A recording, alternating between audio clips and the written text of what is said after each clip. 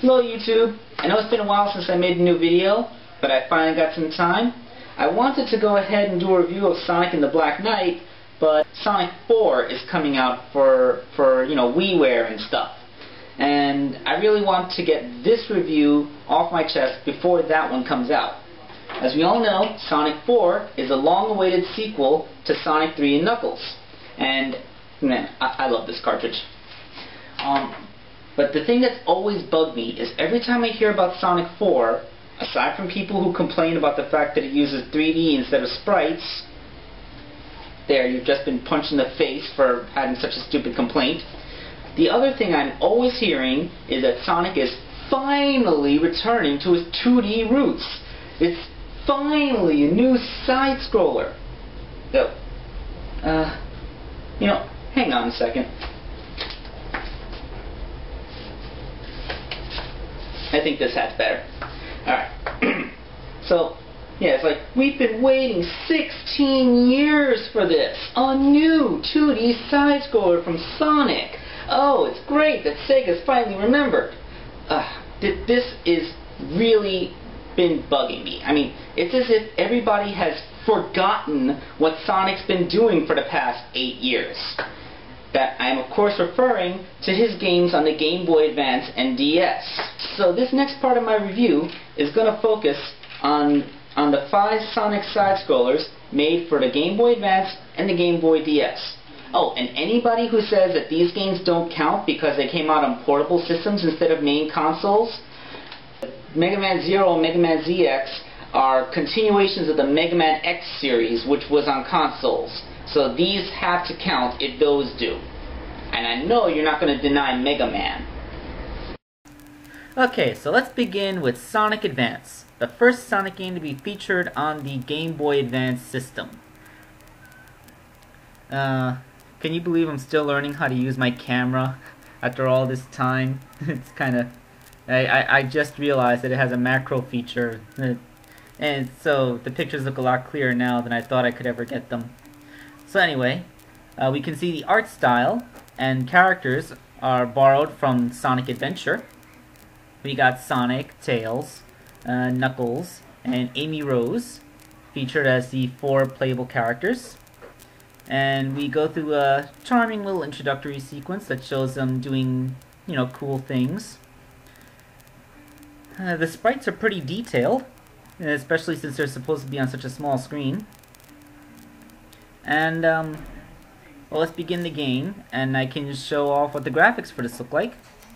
Now, I've already cleared the game, so I can select any levels I want. Alright, so let's start by putting Sonic in the Neo Green Hill zone. There's always some kind of green hill. Now, as we can see, the graphics are almost just like a Genesis, except the sprites are a little bit more detailed. And this game made a lot of appeals to nostalgia. For example, that was a crab meat I just killed. There's also Buzz Bombers, another crab meat. And you encounter a lot of other iconic badniks like Caterkillers and Coco the monkey. Also, there's a bit of the new. You can do stuff like rail slides. Yeah. There's the coconuts in that tree right there. So as you can see, the scrolling speed is about what you'd see in a Genesis game. The graphics look... They look basic, but very nice. This game looks very much like the classic Genesis titles. And Sonic has most of the same moves. He still has the spin dash, he has the insta-shield. It's very reminiscent of Sonic 3. Of course, they also added a quick roll attack. By simply pushing the B button, Sonic does a quick somersault, which can be used to break open items and attack enemies from close range. It's not used very often, but it does come in handy quite often. And, well, that's what Sonic looks like. Let's look at the other characters right now. So let's take a look at Tails' gameplay. He works a lot like he did back in Sonic 3. He still has the ability to fly. Just keep tapping the A button, which is coming up right here. Yep, there he goes, flying. Forgive me if it looks like I'm playing a little clumsy. I'm actually doing it with only one hand while I hold the camera. And his special B attack is a tail swing. So let's take a quick look at Knuckles. Just like on the Genesis games, he has the ability to glide. and can climb up and down walls, which comes in quite handy in exploring levels. And they also added a punch attack for his B. Now, unlike Tails that just does a quick tail swipe, Knuckles actually has a 3-punch combo, which ends in a Shoryuken. Yeah, Street Fighter move. You'll see when the animation comes, it looks just like Shoryuken. So it's useful for breaking open items and taking out badniks at close range. Yeah, it's awesome. Okay, now let's move on to Amy Rose. Amy Rose is somewhat of a unique character. She can't spin dash, instead she has this giant step hop thing, and she doesn't spin when she jumps. So you have to use timing with her Pico Pico hammer in order to attack enemies. So this kind of makes Amy Rose like the challenge mode of this game. She has a bit of a handicap when compared to the other characters. However, there are some ways to compensate. Her hammer can be used for a hammer jump that makes her go higher than the others. And when she uses it on objects like springs, she can gain a greater altitude than if she merely jumped on them. This is illustrated pretty well in the Ice Zone's boss, where her hammer jump actually allows her to get completely out of the water. See?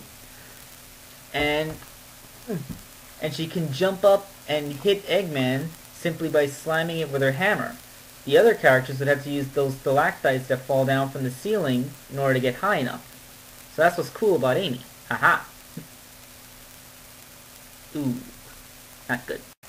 Okay, I said a few times that this game also decides to cash in on nostalgia a few times. So how about this for Angel Island Zone? It's a boss fight with Knuckles, just like from the Hidden Palace Zone in Sonic and Knuckles. Of course, if you look carefully, you'll find that Knuckles for some reason is wearing yellow gloves. Knuckles' gloves are white. That's because this is actually a relatively obscure villain. It's Metal Knuckles. The only other game he's ever been in is freaking Sonic R. So this is his first time in a, good game. So yeah, when you hit him 4 times, his disguise breaks down and he starts to go apeshit, firing missiles that are bigger than his entire body at you, and basically just ramps up his attack pattern. Yeah. So yes, missile shooting, it's Metal Knuckles. I mean, they dug him out for this game. That's pretty cool. But if you want a real appeal to nostalgia, just check out the last stage. Yeah, that's Robotnik's original egg pod with the very first boss, the Wrecking Ball. And then when you beat this thing, you get to face the first boss from Sonic 2, the Drill Car. And not only that, but both of these bosses feature remixes of the boss music from the first and second games. It's actually quite charming. If you're old enough to remember, or you got Sonic Mega Collection like a month earlier, then you would laugh. And then you get the final boss, which is some kind of laser firing, ball shooting, claw launching thing. It's okay. One unfortunate inheritance from the Adventure days is that this game only features Supersonic for the final boss fight. But at least it takes place on the moon. You get a pretty cool backdrop of the Earth featured in those nice, somewhat 16-bitish graphics.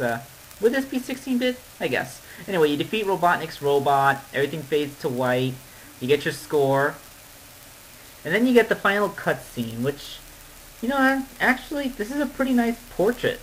I wouldn't mind having a poster of this in my room. I think it looks pretty cool. Well, anyway, then they go into the last scene where Tails is flying this plane looking for Sonic. He sees a shooting star, he flies towards it, and then they put him in a little black and white letterbox in the screen, reminiscent of Sonic 2. Just that one last little touch of nostalgia at the end of the game.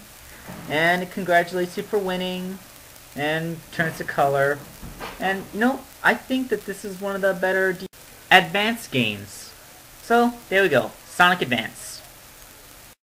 And so that's Sonic Advance. Well, I'm going to cut this review short for now. We'll get back to Sonic Advance 2 next time, so stay tuned.